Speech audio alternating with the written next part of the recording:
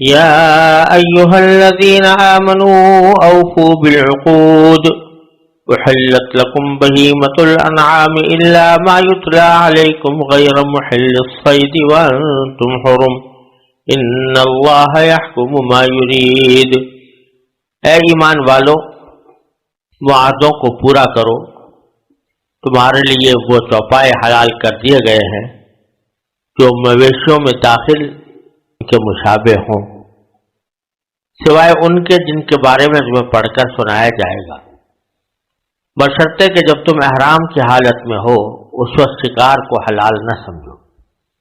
اللہ جس چیز کا ارادہ کرتا ہے اس کا حکم دیتا ہے۔ یہ سورہ مائدہ کی ابتدائی آیات ہیں اور یہاں سے سورۃ المائدہ شروع ہو رہی ہے۔ یہ وہ صورت ہے جو نبی کریم سرور دو عالم صلی اللہ علیہ وسلم کی حیات طیبہ کے بالکل آخری زمانے میں نازل ہوئی ہے۔ علامہ ابو حیان رحمۃ اللہ علیہ فرماتے ہیں کہ اس کے کچھ حصے صلح حدیبیہ، کچھ فتح مکہ اور کچھ حجۃ الوداع کے موقع پر نازل ہوئے تھے، اور ایک روایت میں نبی کریم صلی اللہ علیہ وسلم کا یہ ارشاد بھی منقول ہے کہ سورہ مائدہ قرآن کی نازل ہونے والی آخری صورتوں میں سے ہے، لہذا اس میں جس چیز کو حلال قرار دیا گیا ہے اس کو حلال سمجھو، اور جس کو حرام قرار دیا گیا ہے اسے حرام سمجھو۔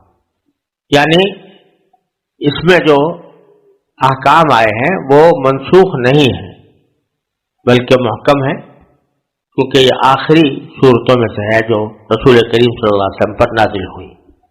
اور ایک روایت میں یہ بھی مذکور ہے کہ جس وقت یہ صورت نازل ہوئی تو رسول کریم صلی اللہ علیہ وسلم اپنی اونٹنی پر سوار تھے، اتباع اونٹنی پر سوار تھے، اور وحی کے نازل ہونے کے وقت جو رسول کریم صلی اللہ علیہ وسلم پر ایک بوجھ ہوا کرتا تھا، وہ بوجھ اتنا بڑھا کہ اونٹنی اس کو برداشت نہ کر سکی، تو آپ اونٹنی سے نیچے اترے اور اس کے بعد پھر سورہ مائدہ کی آیات نازل ہوئی۔ بہرحال یہ رسول کریم صلی اللہ علیہ وسلم کی حیات طیبہ کے آخری دور کی صورت ہے، اور یہ وہ وقت ہے جب کہ اسلام کی دعوت جزیرہ عرب کے طول و عرض میں اچھی طرح پھیل چکی تھی۔ دشمنان اسلام بڑی حد تک شکست کھا چکے تھے، اور مدینہ منورہ میں سرکار دو عالم صلی اللہ علیہ وسلم کی قائم کی ہوئی اسلامی ریاست مستحکم ہو چکی تھی۔ لہذا اس صورت میں مسلمانوں کے سماجی، سیاسی اور معاشی مسائل سے متعلق بہت سی اہم ہدایات دی گئی ہیں، اور اگر دیکھا جائے تو پوری صورت اس کی پہلی آیت کی ایک طرح سے تفسیر ہے، جس میں اللہ تبارک و تعالی نے انسانوں کو اور خاص طور پر مسلمانوں کو یہ حکم دیا ہے کہ وہ اپنے عہد و پیمان پورے کریں۔ تو اب یہ عہد و پیمان، اس میں شریعت کے تمام احکام آ گئے ہیں، کیونکہ سب سے پہلا عہد و پیمان بندہ جو کرتا ہے وہ اللہ تبارک و تعالیٰ سے کرتا ہے، لا الہ الا اللہ کہہ کر، اور یہ کہہ کر وہ یہ قرار کرتا ہے کہ اللہ کے سوا کوئی معبود نہیں، لہذا ہم اسی کی عبادت کرتے ہیں، اسی کی اطاعت کرتے ہیں، اور جس کو وہ حلال کہے گا وہ حلال ہوگا، جس کو حرام کہے گا وہ حرام ہوگا۔ تو اس طرح اس میں ساری شریعت آ جاتی ہے، اور اسی میں یہ بات بھی داخل ہے کہ جو انسانوں کے درمیان آپس میں جو معاہدات ہوتے ہیں ان کے احکام بھی اس میں آ جاتے ہیں۔ پھر معاہدات کے سلسلے میں یہ اصول بڑی تاکید کے ساتھ سمجھایا گیا ہے کہ دشمنوں کے ساتھ بھی ہر معاملہ انصاف سے ہونا چاہیے۔ یہ خوشخبری دی گئی ہے کہ دشمنان اسلام کو اب اسلام کی پیش قدمی روکنے سے مایوسی ہو چکی ہے، اور اللہ نے اپنا دین مکمل فرما دیا ہے۔ اس صورت میں یہ بھی بتایا گیا ہے کہ کون سی غذائیں حلال ہیں اور کس قسم کی غذائیں حرام ہیں، اور اسی سلسلے میں شکار کے احکام بھی وضاحت کے ساتھ بیان ہوئے ہیں۔ اہل کتاب کے ذبیحے اور ان کی عورتوں سے نکاح کے احکام کا بیان بھی آیا ہے۔ چوری اور ڈاکے کی شرعی سزائیں مقرر فرمائی گئی ہیں۔ کسی انسان کو ناحق قتل کرنا کتنا بڑا گناہ ہے، اس کی وضاحت کرتے ہوئے حضرت آدم علیہ السلام کے بیٹوں حابیل اور قابیل کا واقعہ ذکر کیا گیا ہے۔ شراب اور جوئے کو صریح الفاظ میں حرام قرار دیا گیا ہے۔ وضو اور تیمم کا طریقہ بتایا گیا ہے، اور یہودیوں اور عیسائیوں نے کس طرح اللہ تعالیٰ سے کیے ہوئے عہد کو توڑا، اس کی تفصیل بیان کی گئی ہے۔ سورت کا نام سورت المائدہ ہے۔ مائدہ عربی زبان میں دسترخوان کو کہتے ہیں۔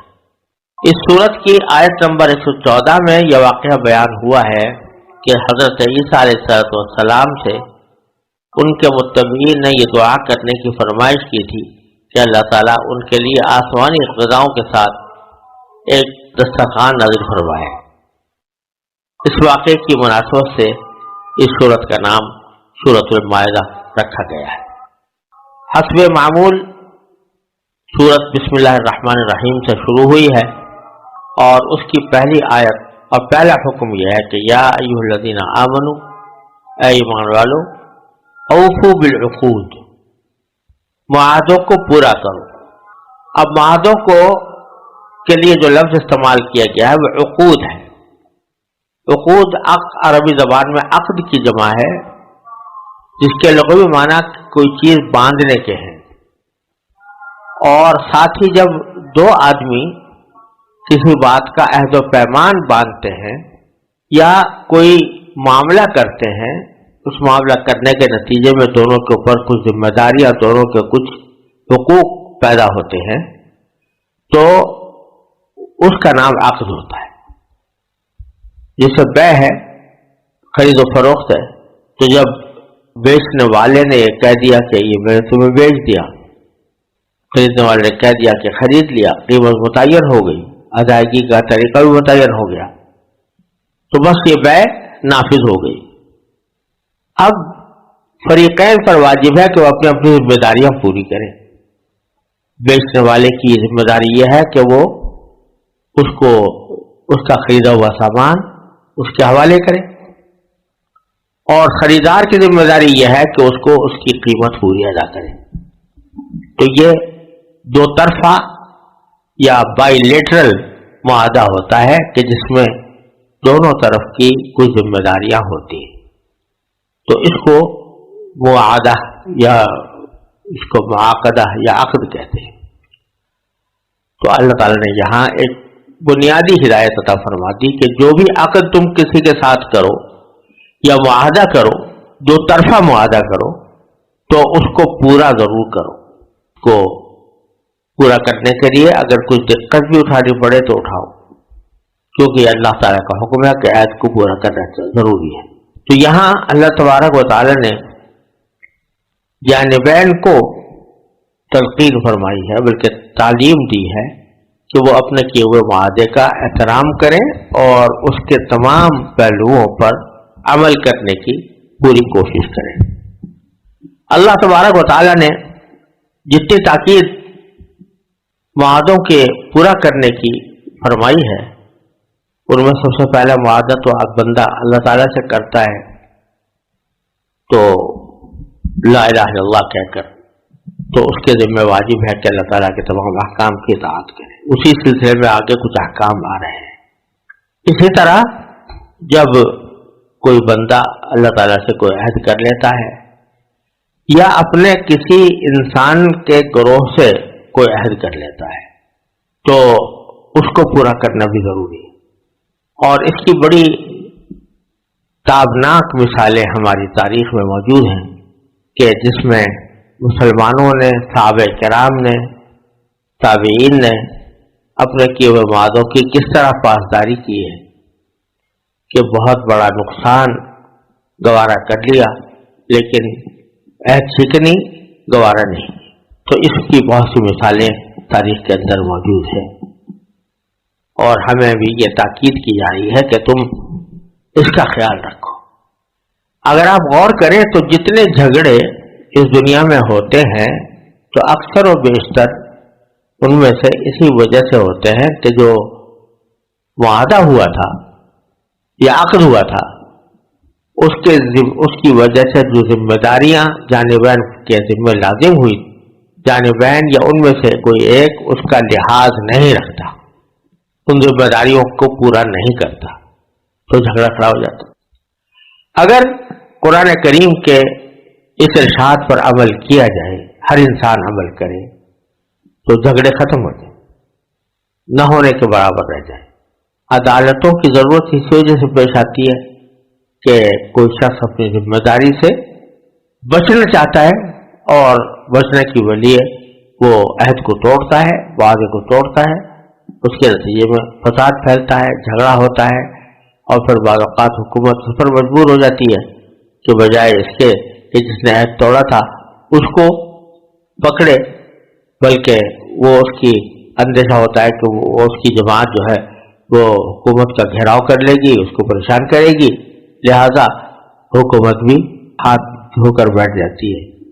تو اس وجہ سے یہ ساری محکمے اور ادارے جو اس وقت قائم ہیں انصاف فراہم کرنے کے لیے، وہ اس لیے ناکارہ ہو رہے ہیں کہ انسان اپنے فرائض کا احساس نہیں کرتا۔ حقوق اس کو بہت یاد رہتے ہیں اپنے، لیکن جو میرے ذمہ کیا فریضہ ہے، میں کس طرح دوسرے ایک شخص کے ساتھ معاہدہ پورا کرنے کا پابند ہوں، اس کا خیال نہیں رہتا، اس کی وجہ سے جھگڑے پیدا ہوتے ہیں۔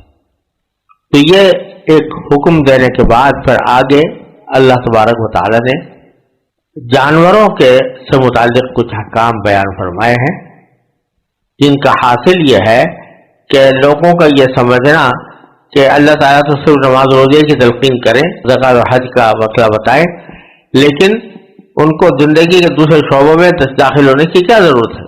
تو اللہ تعالیٰ فرماتے ہیں کہ عقد کو پورا کرنا زندگی کے مختلف شعبوں کے حالات کا اندازہ کیے بغیر ممکن نہیں ہے، لہذا آدمی کو چاہیے کہ وہ اپنی زندگی کے ہر شعبے میں اللہ تعالیٰ کی اطاعت اور نبی کریم صلی اللہ علیہ وسلم کی فرما برداری کو اپنا شعار بنائے۔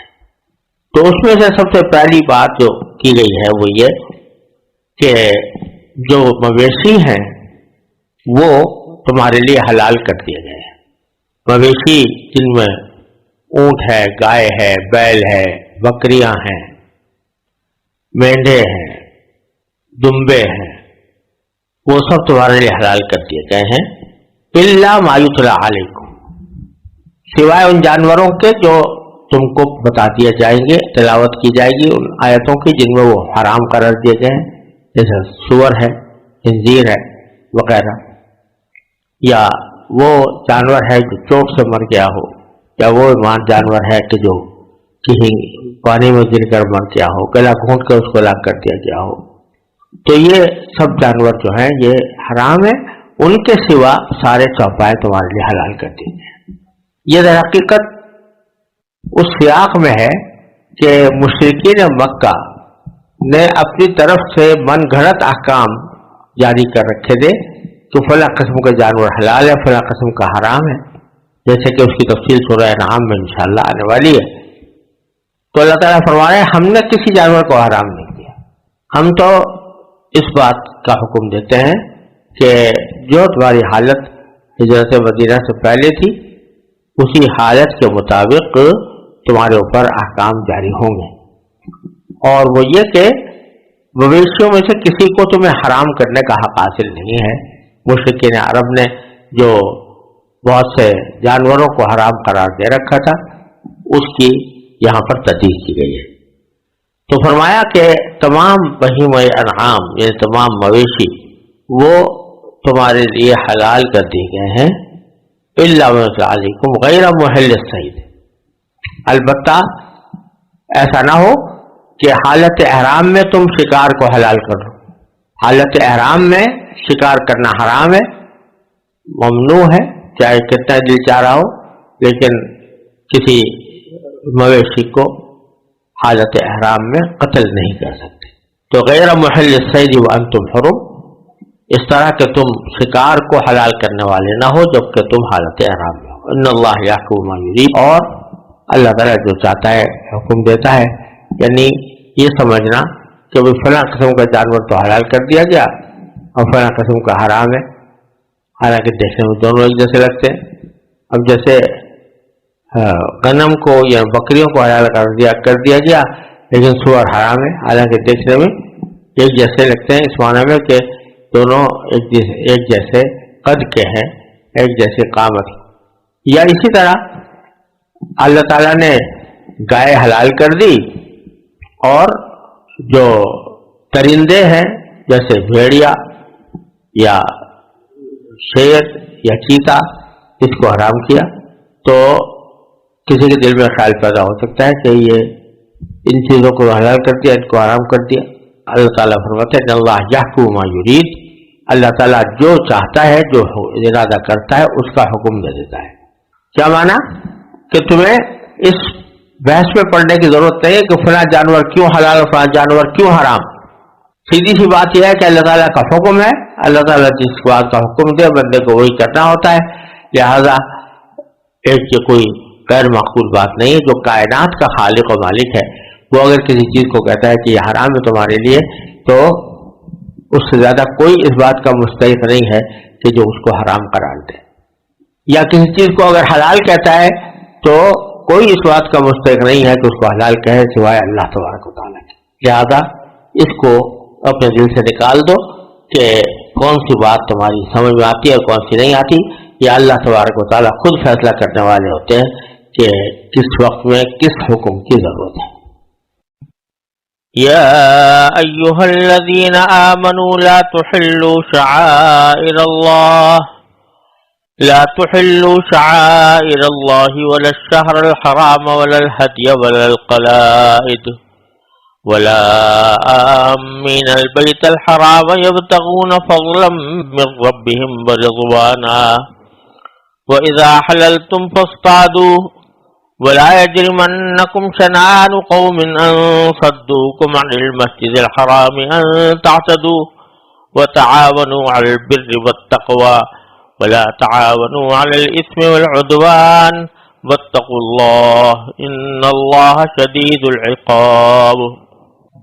ان آیات کا ترجمہ یہ ہے کہ اے ایمان والو، نہ اللہ کی نشانیوں کی بے حرمتی کرو، نہ حرمت والے مہینے کی، نہ ان جانوروں کی جو قربانی کے لیے حرم لے جائے جائیں، نہ ان پٹوں کی جو ان کے گلے میں پڑے ہوں، اور نہ ان لوگوں کی جو اللہ کا فضل اور اس کی رضامندی حاصل کرنے کی خاطر بیت حرام کا ارادہ لے کر جا رہے ہیں. اور جب تم احرام کھول دو تو شکار کر سکتے ہو. اور کسی قوم کے ساتھ تمہاری یہ دشمنی کہ انہوں نے تمہیں مسجد حرام سے روکا تھا، تمہیں اس بات پر آمادہ نہ کرے کہ تم ان پر زیادتی کرنے لگو. اور نیکی اور تقوی میں ایک دوسرے کے ساتھ تعاون کرو اور گناہ اور ظلم میں تعاون نہ کرو، اور اللہ سے ڈرتے رہو، بے شک اللہ کا عذاب بڑا سخت ہے. ان آیات میں اللہ تبارک و تعالی نے جس طرح پچھلی آیت میں معاہدے کی پابندی کا ذکر فرمایا تھا اور اس کو ضروری قرار دیا تھا، اسی طرح یہ بات بھی تاکید کے ساتھ کہی گئی ہے تمہاری اللہ تبارک و تعالیٰ کے ساتھ جو ایک ایمان کا رشتہ قائم ہوا ہے اور اس کے نتیجے میں اللہ تعالیٰ سے تمہارا ایک معاہدہ ہوا ہے کہ اس کے احکام پر عمل کریں گے، تو اس معاہدے کی خلاف ورزی بھی کسی طرح بھی جائز نہیں ہے. اس سلسلے میں واقعہ یہ پیش آیا تھا کہ جب نبی کریم صلی اللہ علیہ وسلم مکہ مکرمہ کے لیے اپنے صحابہ کرام کے ساتھ عمرے کی نیت سے روانہ ہوئے تھے، تو کفار مکہ نے اس وقت آپ کو عمرے سے روکا تھا، جس کے نتیجے میں صلح حدیبیہ پیش آئی. اور یہ مسلمانوں کے لیے بڑا سخت موقع تھا کہ وہ مدینہ منورہ سے عمرے کی عبادت کرنے کے لیے نکلے تھے، بیت اللہ شریف میں طواف کرنے کے لیے، صفا و مروہ میں کے درمیان سعی کرنے کے لیے، اور اس غرض سے بہت سے جانور بطور ہدی وہاں لے کر گئے تھے تاکہ وہاں پر قربان کیے جائیں۔ اور شریعت کا حکم یہ ہے کہ اگر کوئی شخص جانور لے کر جا رہا ہے، اپنے ساتھ لے کر جا رہا ہے حج یا عمرے کے لیے، تو جب تک اس کو قربان نہ کر لے اس وقت تک وہ حالت احرام میں رہتا ہے، حالت احرام سے باہر نہیں آتا۔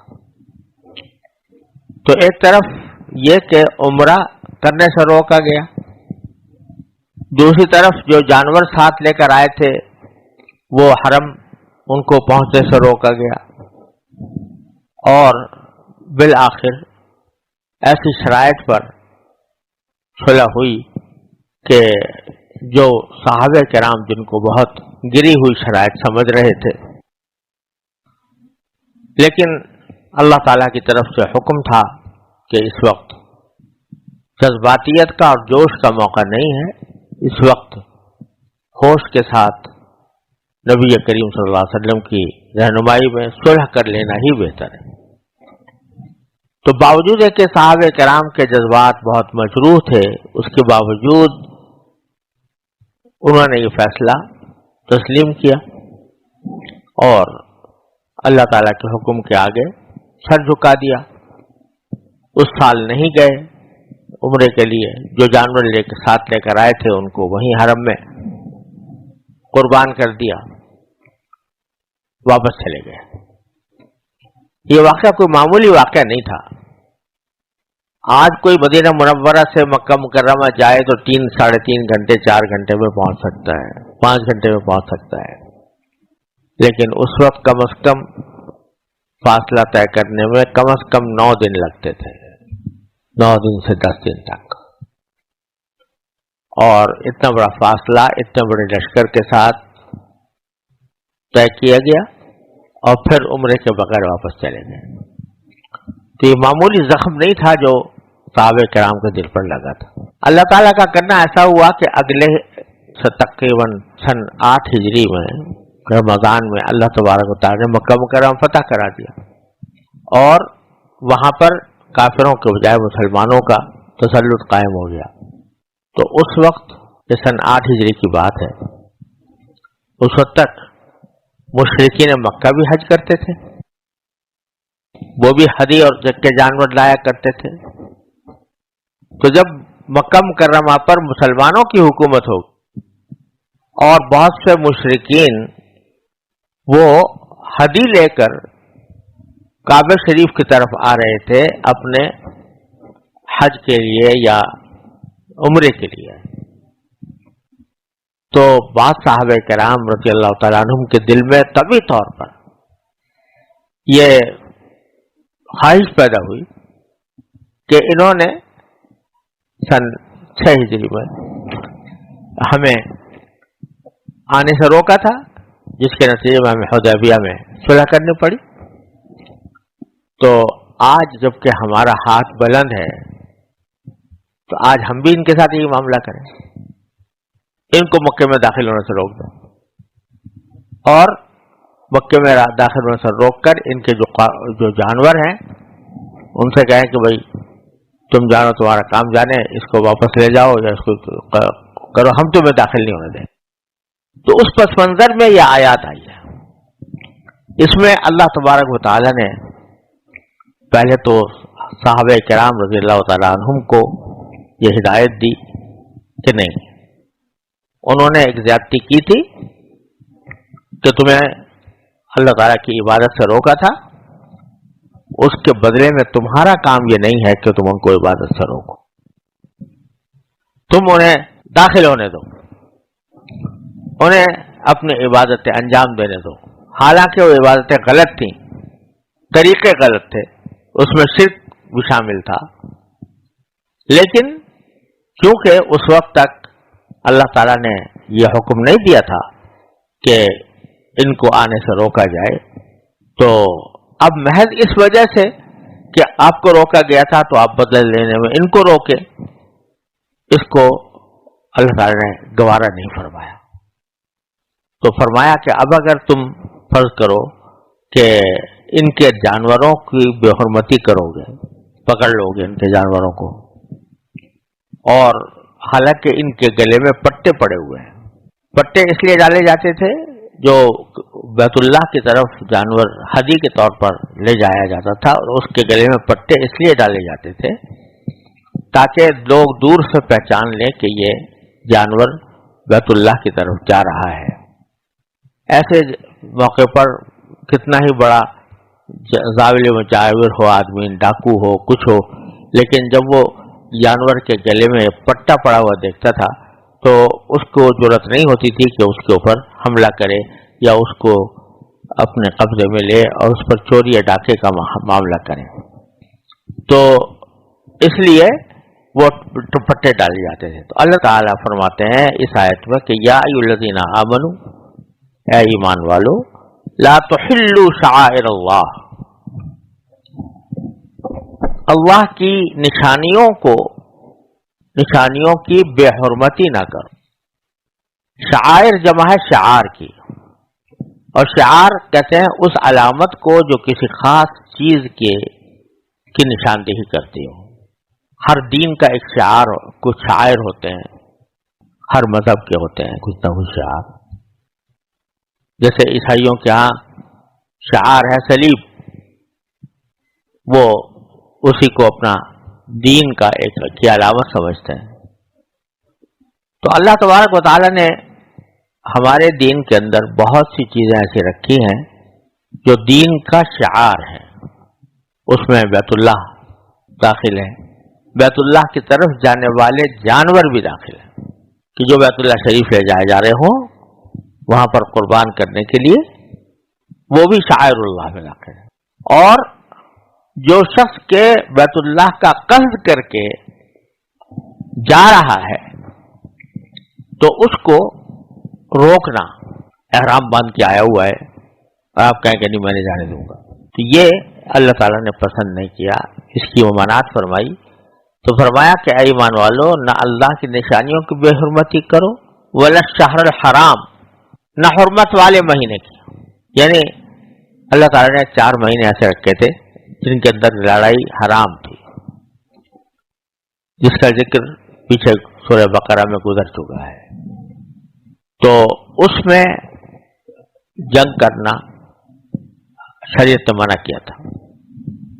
تو اب کوئی شخص اس شہر حرام کے اندر لڑائی کرے، جہاد اور قتال کرے، تو یہ اس اللہ کے شاعر کی بے حرمتی ہے، شہر حرام کی بے حرمتی ہے. تو تمہارے لیے جائز نہیں ہے کہ جہاد کے نام پر، اللہ کے راستے میں لڑائی کے نام پر تم اللہ کے شاعر کی بے حرمتی کرو، شہر حرام کی بے حرمتی کرو. ولا الہدی ولا القلائد، اور نہ ان جانوروں کی جو قربانی کے لیے حرم لے جائے جا رہے ہوں، ولا القلائد، نہ ان پٹوں کی جو ان کے گلے میں پڑے ہوں. جیسا میں نے ابھی عرض کیا کہ پٹے اس غرض سے ڈالے جاتے تھے تاکہ لوگوں کو پتہ چل جائے کہ جانور مکہ مکرمہ جا رہا ہے. ولا عام من البیت الحرام، اور ان لوگوں کو بھی کی بھی بے حرمتی نہ کرو جو قصد کر کے جا رہے ہیں بیت حرام. یبتغون فضلا من اللہ بربہم ورضوانا، اور وہ اللہ کا فضل اور اس کی رضامندی حاصل کرنے کی خاطر جا رہے ہیں. اب اندازہ کیجئے کہ جن لوگوں کا ذکر میں نے ابھی کیا وہ مشرک تھے، ان کی عبادتوں کے اندر بھی شرک شامل تھا، یہاں تک کہ حج اور عمرے کی عبادتوں کے اندر بھی انہوں نے مشرکانہ افعال شامل کر رکھے تھے. ان کا تلبیہ بھی الگ تھا، ان کے احرام باندھنے کی جگہ بھی الگ تھی، بتوں کی جگہوں سے احرام باندھتے تھے، بتوں کے پاس جا کر احرام باندھا کرتے تھے وغیرہ وغیرہ. لیکن فرمایا کہ ابھی اس بات کی اجازت نہیں ہے کہ آپ ان لوگوں کے اس شعائر جو ہیں ان کی بے حرمتی کریں. بیچ میں یہ فرما دیا اذا حللتم فاصطادوا، کہ یہ جو ہم نے پیچھے کہا تھا کہ شکار کرنا حالت احرام میں حرام ہے، تو جب حلال ہو جاؤ یعنی احرام کی حالت ختم ہو جائے تو پھر تم شکار کر سکتے ہو، اس میں کوئی ممانعت نہیں ہے. یہ جملہ ایک طرح سے پچھلے حکم کی تکمیل بھی ہے اور یہاں جملہ معترضہ ہے. اور پھر فرمایا وَلَا يَجْرِمَنَّكُمْ شَنَآنُ قَوْمٍ أَن صَدُّوكُمْ عَنِ الْمَسْجِدِ الْحَرَامِ أَن تَعْتَدُوا، تمہارے اور کسی قوم کے ساتھ تمہاری یہ دشمنی کہ انہوں نے تمہیں مسجد حرام سے روکا تھا، تمہیں اس بات پر آمادہ نہ کرے کہ تم ان پر زیادتی کرنے لگو. اب اندازہ کیجئے کہ ایسے صحابہ کرام جو کتنا دکھ اٹھائے ہوئے تھے حدیبیہ کے موقع پر، ان کو یہ کہا جا رہا ہے کہ ٹھیک ہے تم نے دکھ اٹھا لیا، اللہ کے لیے اٹھا لیا.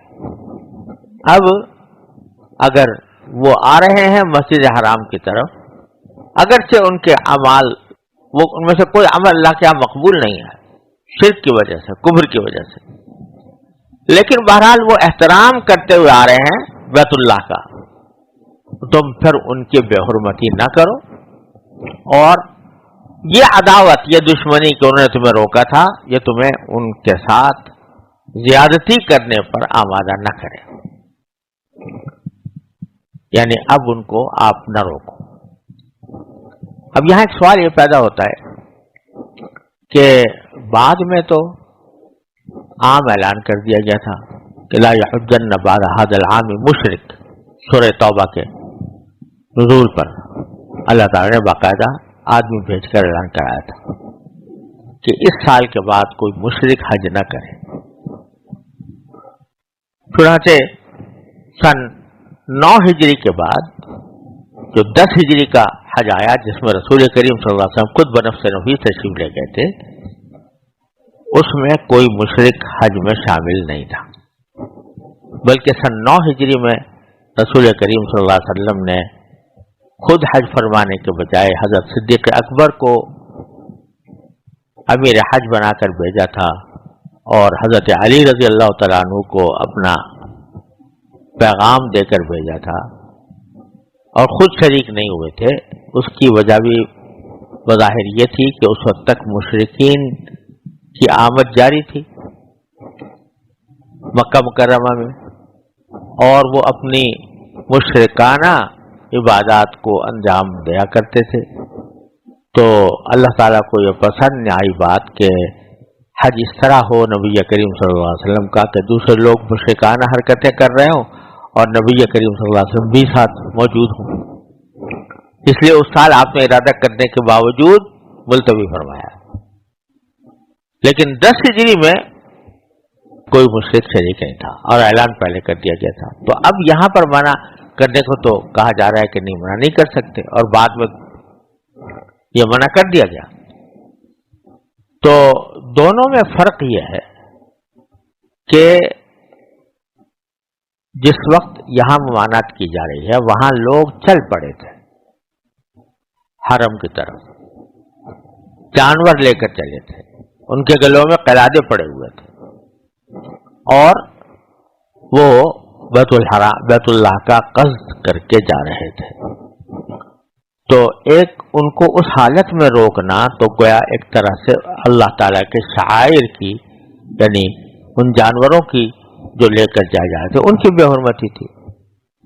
اور جو چل پڑے ہیں اللہ کی رضا کی خاطر، اگرچہ غلط طریقے سے چلے ہوں، ان کی حرمت بھی مقصود تھی. اس کے برخلاف سن 10 ہجری میں 1 سال پہلے سے اعلان کر دیا گیا کہ لا یحجن بعد ھذا العام مشرک، اس سال کے بعد کوئی مشرک حج نہیں کرے گا. تو ایسا نہیں ہے کہ چلتے چلتے راستے میں ان کو روک کر کہہ دیا گیا ہو کہ تم واپس چلے جاؤ. بلکہ پہلے سے اعلان کر دیا گیا. لہذا وہ ایک معاہدے کا حصہ ہے، وہ ایک اللہ تعالیٰ نے جو حکم نازل کیا ہے اس کی تعمیل ہے. لیکن کسی کی اس طرح بے حرمتی نہیں ہے کہ اس کو پکڑ کر کہا جائے کہ تم بیت اللہ نہیں جا سکتے، تمہارے جانوروں کو ہم نہیں جانے دیں گے وغیرہ. تو اس لیے اپنے مسلمانوں کو ان کا راستہ روکنے سے منع کیا گیا.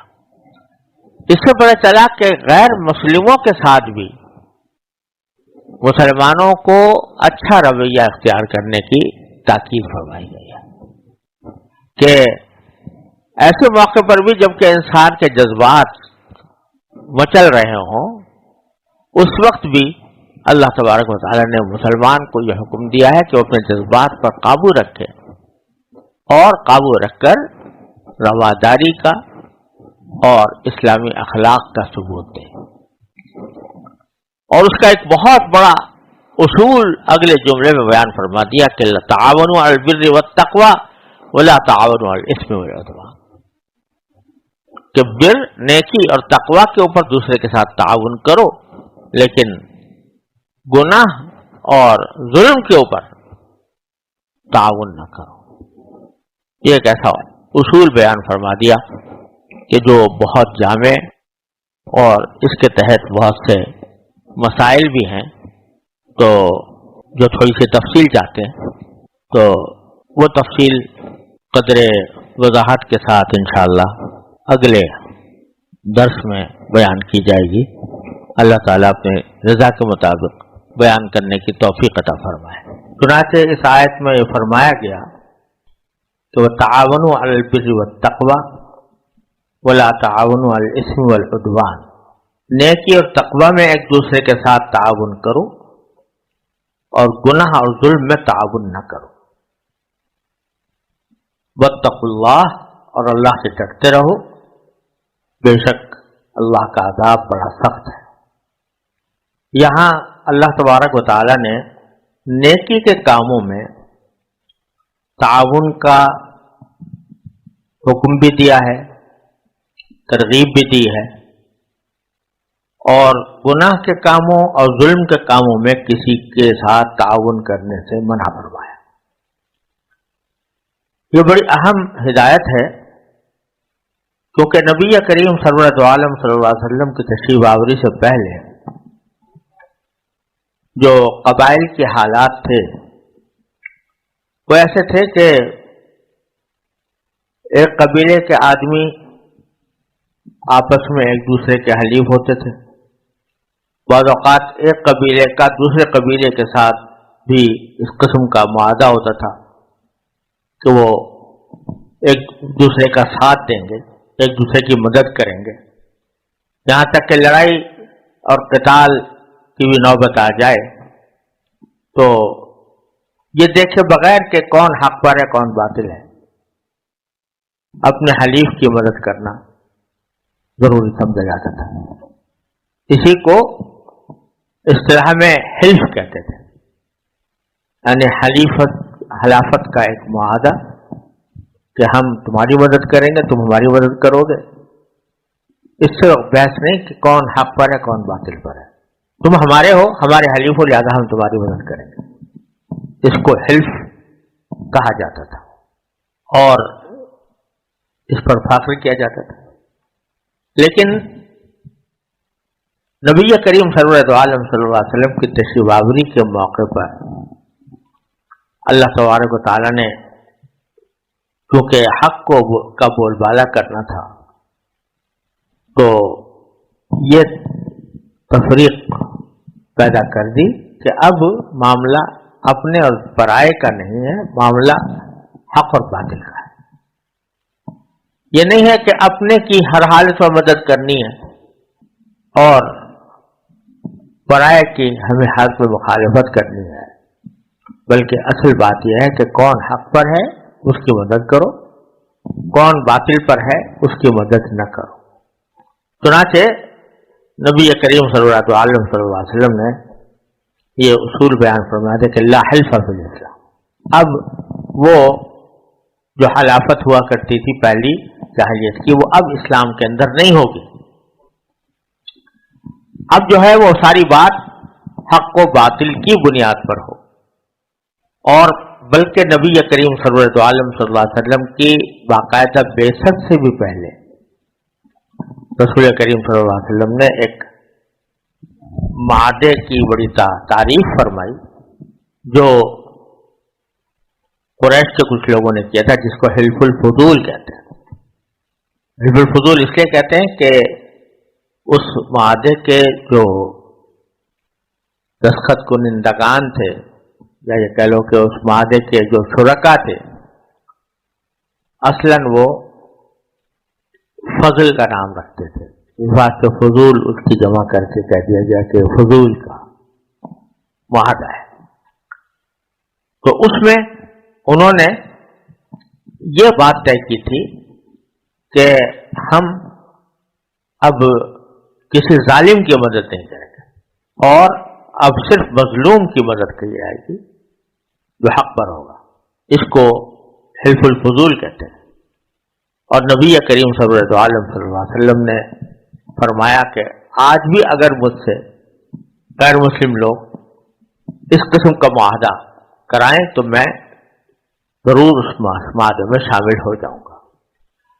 تو پتہ یہ چلا کہ تعاون علی البر, انصاف کے معاملے میں تعاون, اس کا جو حکم ہے وہ صرف مسلمانوں کے ساتھ مخصوص نہیں ہے, بلکہ غیر مسلموں کے ساتھ بھی اس طرح کا معاہدہ کرنا کہ جس سے انصاف قائم ہو, ظلم کا خاتمہ ہو, یہ بھی قرآن کریم کا ایک اہم تقاضا ہے. تو اس میں انصاف کے معاملے میں مسلمان اور غیر مسلم کی کوئی تفریق نہیں ہے. انصاف سب کے ساتھ ہوگا, مسلمان ہو یا غیر مسلم. لا ينهاكم الله عن الذين لم يقاتلوكم في الدين ولم يخرجوكم من دياركم ان تبروهم وتقسطوا اليهم ان الله يحب المقسطين. اللہ تعالیٰ انصاف کرنے والوں کو پسند کرتا ہے, غیر مسلم کے ساتھ بھی انصاف ہی کرنا ہے.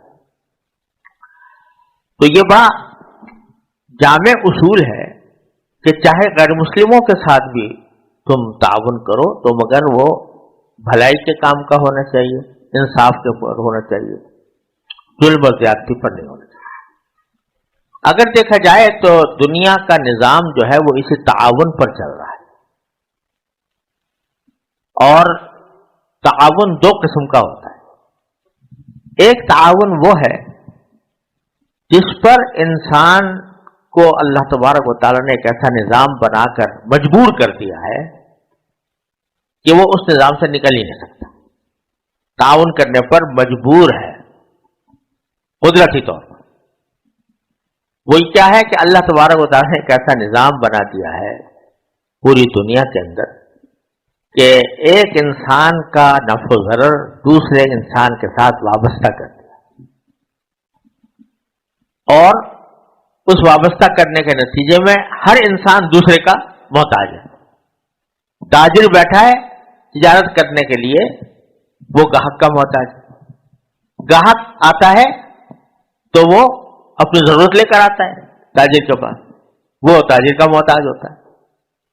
ایک عمارت بنا رہا ہے کوئی شخص تو وہ مزدور کا محتاج ہے, اور مزدور اپنا پیٹ بھرنے کے لیے اس آدمی کا محتاج ہے.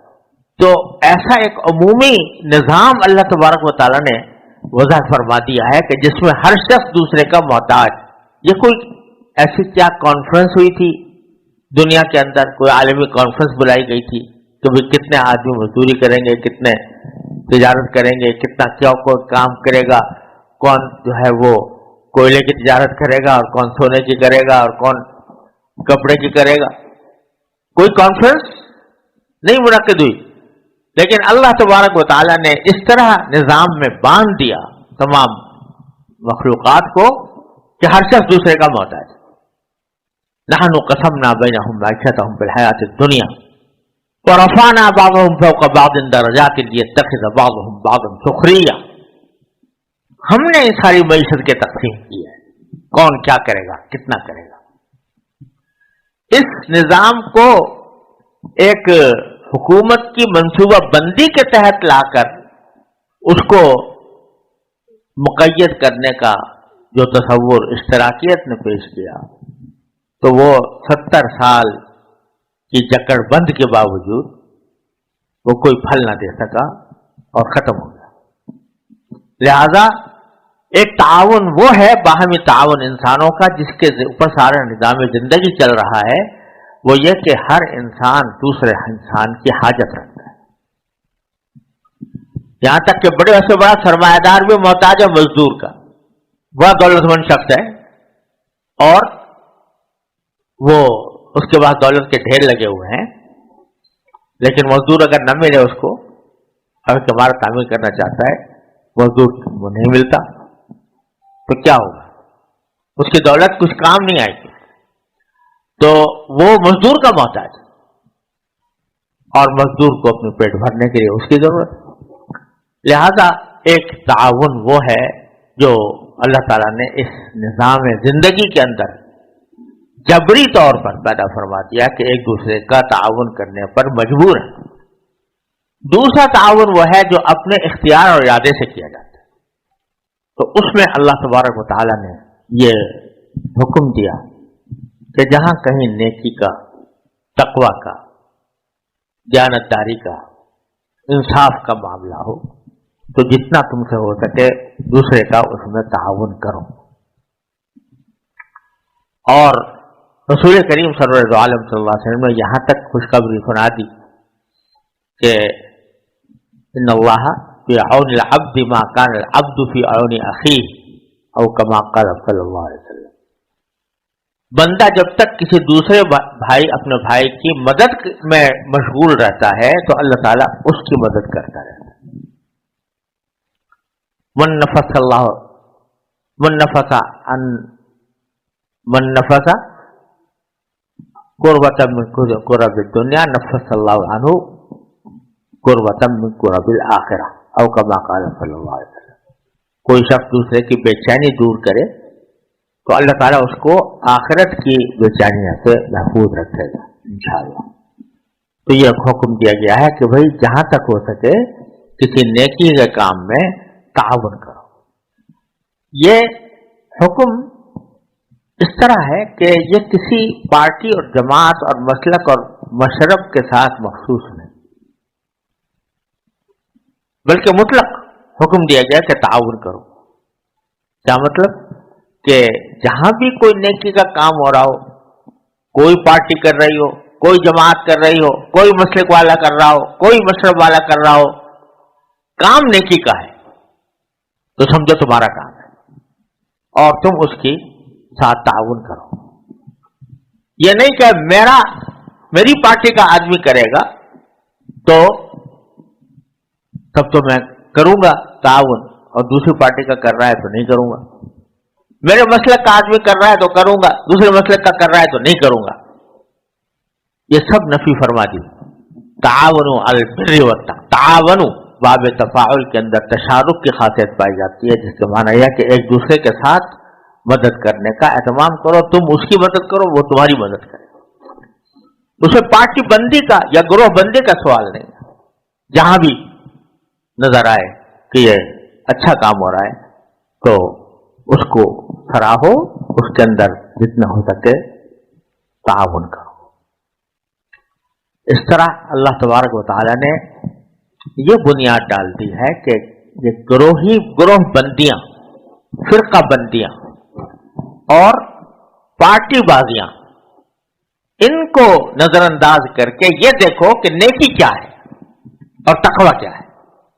جو نیکی ہے اور تقوی ہے وہ کہیں سے بھی ہو رہا ہو اس کے ساتھ تعاون کرو.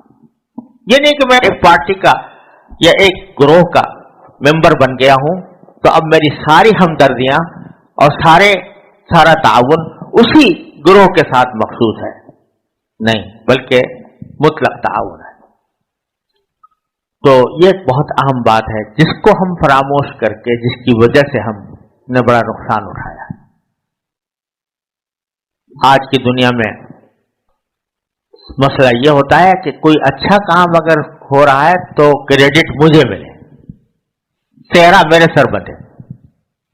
تو لہذا میری جماعت کی طرف سے ہوگا, میرے گروہ کی طرف سے ہوگا, تو بے شک میں اس میں حصہ لوں گا. اگر دوسرا کر رہا ہے اور اس میں کامیاب ہو گیا تو صحرا تو اس کے سر بن جائے گا, لہذا میں اس کے ساتھ تعاون نہیں کرتا. یہ بڑی زبردست غلطی ہے جو آج کل ہمارے معاشرے کے اندر پائی جاتی ہے, اور جو قرآن کریم کے اس حکم کے خلاف ہے. تعاون علی البر والتقوی, کہیں بھی نیکی ہو رہی ہو تمہارا کام ہے کہ اس کی مدد کرو. ولا تعاون علی الاثم والعدوان, اور گناہ کے کام میں اور ظلم اور زیادتی کے کام میں ایک دوسرے کا تعاون نہ کرو, کسی دوسرے کا تعاون نہ کرو. جو ظلم کر رہا ہے کسی پر تم اس کا تعاون کرو, جو زیادتی کر رہا ہے, گناہ کا کام کر رہا ہے, اس کے ساتھ تعاون حرام ہے. اور یہ خاص طور پر اس میں بھی وہی تحزب اور تعصب اور پارٹی بندی سے بالا تر ہو کر یہ کہا گیا ہے کہ تعاون نہیں کرنا, چاہے وہ اپنی میری پارٹی کا آدمی ہو جو غلط کام کر رہا ہے تو اس میں تعاون میں نہیں کروں. یہ بڑا اہم اصول ہے. اس میں بھی وہ تعصب و تحزب سے بچ کر صحیح اصول کے مطابق زندگی گزارنے کا حکم ہے. اسی وجہ سے, اس آیت کی وجہ سے وہ تمام معاملات ناجائز قرار پائے ہیں جس میں کسی گناہ میں اعانت ہوتی ہے. یعنی کسی شخص نے کوئی گناہ کر رہا ہے تو جس طرح گناہ کرنے والے پر اس کا گناہ ہے, اس کا وبال ہے, اسی طرح اگر کوئی شخص اس کی اس گناہ میں مدد کر رہا ہے, ڈائریکٹ مدد کر رہا ہے, تو وہ بھی اس کے گناہ میں شریک ہوگا. یہ ایک بڑا تفصیل طلب سوال ہے کہ کس درجے کی اعانت حرام ہے, کس درجے کی مکروہ ہے, اور کس درجے کی اعانت وہ اعانت ہی نہیں ہے بلکہ وہ مباح ہے. یہ بڑا تفصیلی مسئلہ ہے فقہ کے اندر, کون کون سی چیزوں کو اعانت کہا جائے گا, کن کو نہیں کہا جائے گا. میرے والد ماجد حضرت مولانا مفتی محمد شفیع صاحب رحمۃ اللہ علیہ کا اس پر ایک مستقل رسالہ جو اہل الفقہ میں چھپا ہوا ہے, جس میں انہوں نے اس مسئلے کی تحقیق فرمائی ہے. اگر بہت دوربینی سے کام لیا جائے, بہت گہرائی میں جا کر دیکھا جائے تو زندگی گزارنا مشکل ہو جائے, کیونکہ آج کی دنیا میں جہاں گناہوں کا بازار گرم ہے اور خاص طور پر معاشی معاملات کے اندر سود کا دروازہ چوپٹ کھلا ہوا ہے, تو اگر بہت گہری نظر سے دیکھا جائے تو ہم جو یہ روپے کی کرنسی استعمال کر رہے ہیں یہ بھی ایک طرح سے سودی نظام کی اعانت ہوئی کہ ہم اس روپے کو استعمال کر رہے ہیں جو سودی قرض کی بنیاد پر وجود میں آیا. تو اس لیے وہ اس کو استعمال کرنا, اس کو رکھنا, اس کو ڈپازٹ کرنا, یہ سب اگر دیکھا جائے تو اعانت ہے اس سودی نظام. تو اگر بہت گہرائی کے ساتھ نظر ڈالی جائے تو اعانت کی ایسی صورتیں جو بہت دقیق ہیں اور دور از کار ہیں, ان کو بھی گناہ کی فہرست میں اگر داخل کر دیا جائے تو زندگی دشوار ہو جائے.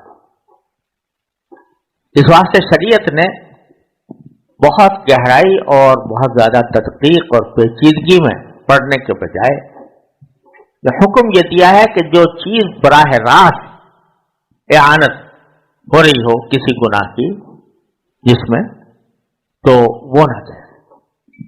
جیسے سود ہے تو رسول کریم صلی اللہ علیہ وسلم نے فرمایا کہ اس کا لینے والا بھی, دینے والا بھی, اس کا لکھنے والا بھی, اس کے گواہ بھی, یہ سب ان پر لعنت ہے.